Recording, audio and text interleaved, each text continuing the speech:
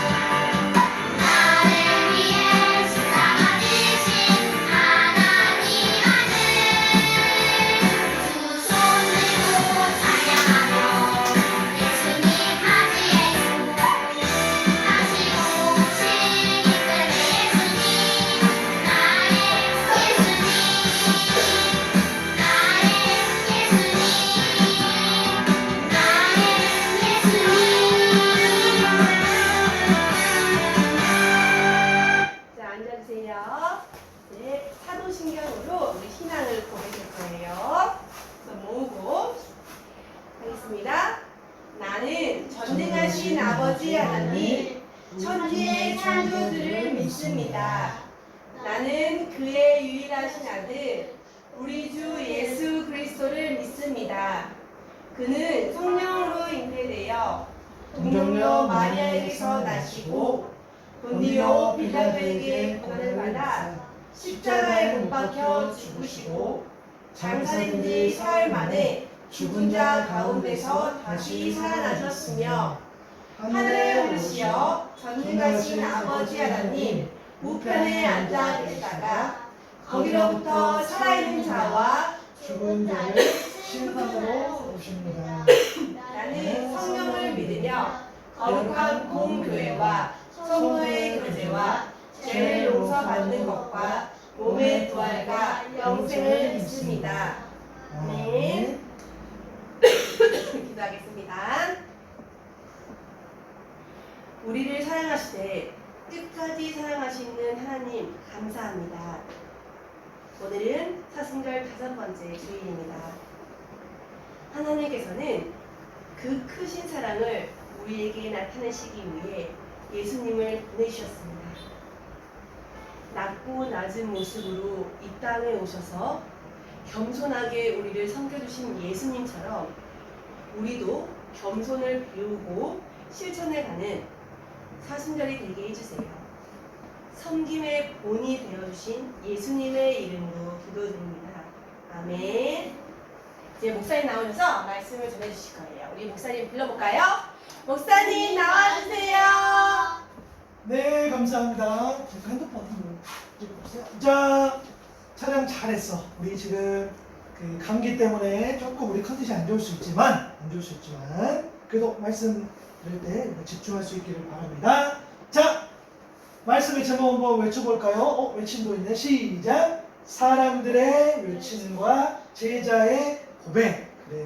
사람들의 외침이 있고 제자의 고백이 있어. 두 개로 나눠지는 그런 그 메시지인 것 같은데, 사람들의 외침과 제자들의 고백이라는 말씀의 제목인데, 오늘 말씀을 마태복음 16장 16절의 말씀.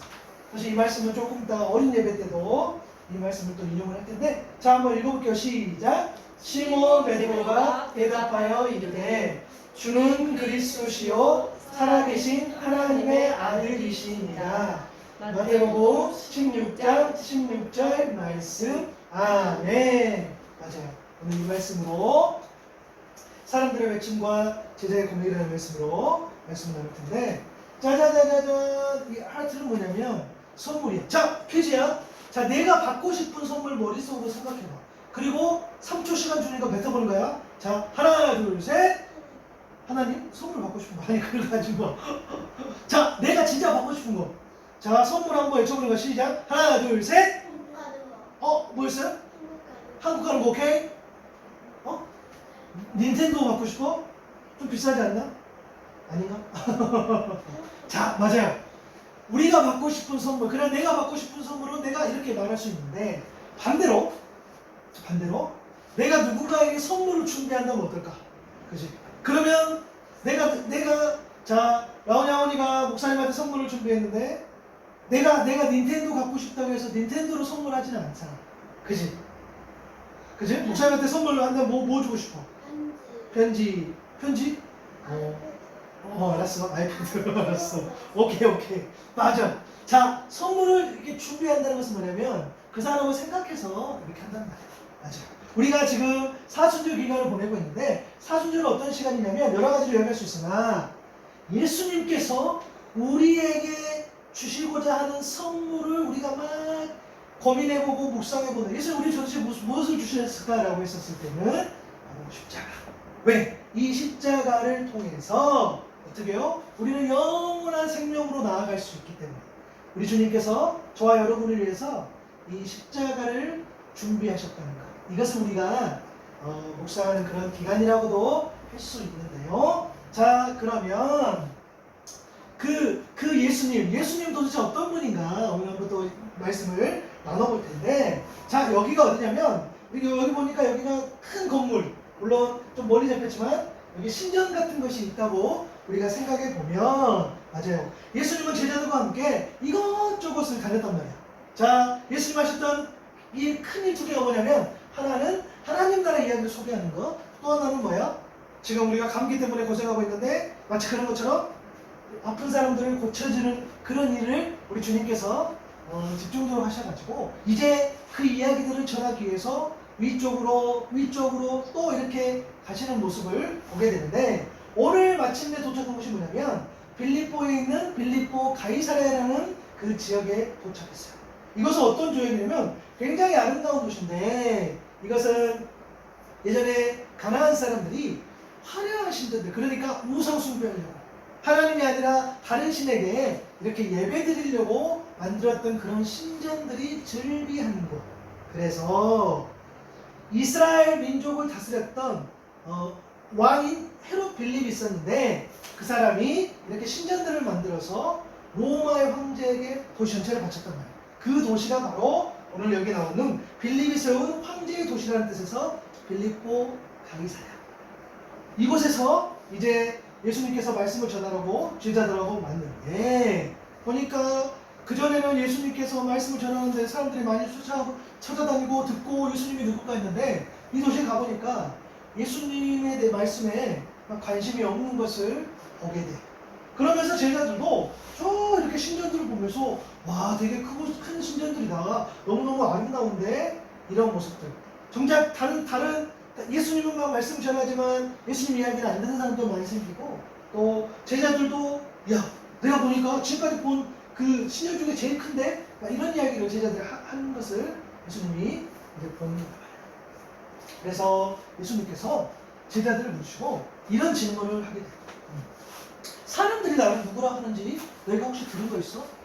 사람들이 다니면서 나에 대해서 이야기한 거 있어? 라고 질문을 한단 말이에요. 그러니까 제자들이 하나씩 이야기해줘. 예수님 세례 요한이라고 하던데요? 예수님 세례 요한 같은 분이라고 하던데요? 세례 요한이 누구였어요? 그 요단강가에서 어떻게 해요? 사람들에게 세례를 회개하세요. 하나님 나라 갖고 왔습니다. 라는 이야기하는 겁니다. 그렇죠? 그러면서 세례가 어떤 이야기를 했냐면 우리가 이스라엘 사람들이기 때문에 하나님의 자녀가 되는 것이 아니라 믿음이 있어야지 하나님의 자녀가 될 수 있어. 너희들 이스라엘 사람이라고 해서 하나님께서 너희들의 어떤 그런 회개하고 돌이킴 없이 구원받는다고 생각하지 마 라는 의미를 담은 그런 메시지를 던졌던 바로 세례 요한 같은 사람. 그렇죠? 그런 사람이라고 사람들이 수군거려요. 아 그래?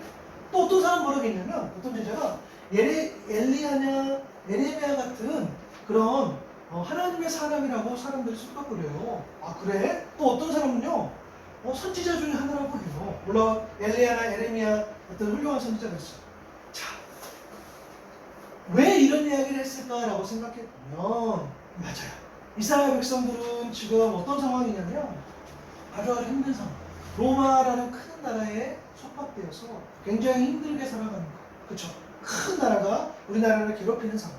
심지어 어떻게 해요? 이거 뭐지? 이게 뭐죠? 돈 화폐인데 이스라엘의 그 화폐에도 로마 황제의 얼굴을 새겨 넣으면서 그럼 어떻게 되는 거야? 세금도 바치고 우리는 힘들고 어려운데 그 나라의 세금까지 바치고 여러 가지 힘들이 있기 때문에 예수님처럼 훌륭한 말씀을 하고 예수님처럼 능력을 발휘하시는 분이 오셔서 이 사람들 그러니까 우리를 힘들게 하는 이 상황들을 모든 것들을 다 정리해 줬으면 좋겠어 라는 의미를 담은 것이 느껴져요.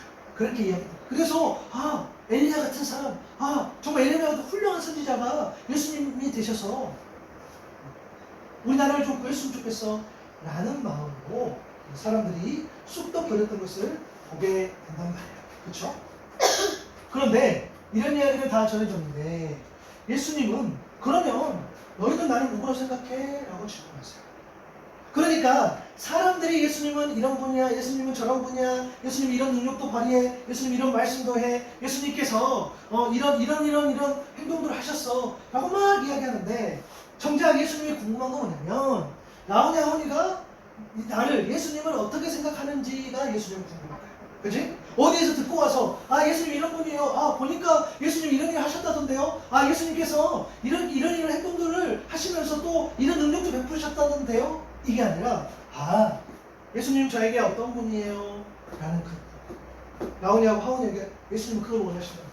그쵸? 그러니까 제자들에게 그래 알았어 너희들 들었던 거 말고 그럼 너희들은 나를 어떻게 생각해? 라고 예수님이 물어보셨다는 거예요. 그때에 제자 중에 한 명이 베드로가 뭐라고 했었냐면 한번 읽어볼까요? 시작! 주는 그리스도시요 살아계신 하나님의 아들이십니다 라고 베드로가 고백을 해요. 자, 주는 누구냐면 이때 주인이야. 어떤 의미냐면 주님은 주인은 내 삶의 주인 되세요 라는 의미로 주님은 그리스도시요. 여러분 그리스도 기름 부음 받은 자라고 했어요. 자, 이스라엘 나라에서는 이 어떤 사람에게 기름을 부어서 구별했냐면 왕이라든가 선지자라든가 제사장이라는 그런 역할들, 그런 하나님의 일들을 감당하고 나라를 다스리는 그런 역할들을 감당하는 사람들에게 이 기름을 부음으로써 어떻게 해요? 하나님께서 세우셨다. 이렇게 구별된 마음으로 구별된 것으로 이렇게 그리스도라는 표현을 썼는데 주님은 하나님께서 보내신 하나님의 아들로서 그런 의미로서 그리스도십니다. 기름 부음 받은 자이십니다. 하나님께서 특별히 세우신 분입니다. 하나님의 아들이십니다. 라는 그 고백을 이 베드로가 하게 된다. 그죠? 그러면 나오니도 그런 고백을 할 수 있어야 돼. 아, 예수님 나에게 어떤 분이에요? 근데 내가 들었던 게 아니라, 아, 목사님께서 예수님은 우리에게 우리의 왕이세요라고 했으니까, 아, 예수님 우리의 왕이시던데요. 이게 아니라, 아, 내가 예수님을 만나보니까, 아, 내가 예수님을 생각해보니까, 아, 내가 예수님께 기도해보니까, 아, 예수님 저에게 이런 분이에요라고 고백하는 거. 베드로가 바로 그런 고백을 했다는 것을 이야기를 하는 것을 보게 돼요. 맞아. 그때 미안해, 이 사진은 뭐냐면 누구 같아요? 목사님 생각할 때는 천사 같은데. 맞아. 하나님이 아들. 하나님께서 특별하게 계신. 맞아. 아, 그렇구나. 요한 아들 시몬아, 우리가 말하는 그 베드로예요. 네가 복이 있어. 그렇게 고백할 수 있는 것은 하늘에 계신 하나님 아버지 때문에 네가 그렇게 고백할 수 있어. 그런 마음을 주신 거야. 너 정말 복이야. 너 너무너무 좋겠다. 라는 의미로. 그렇죠?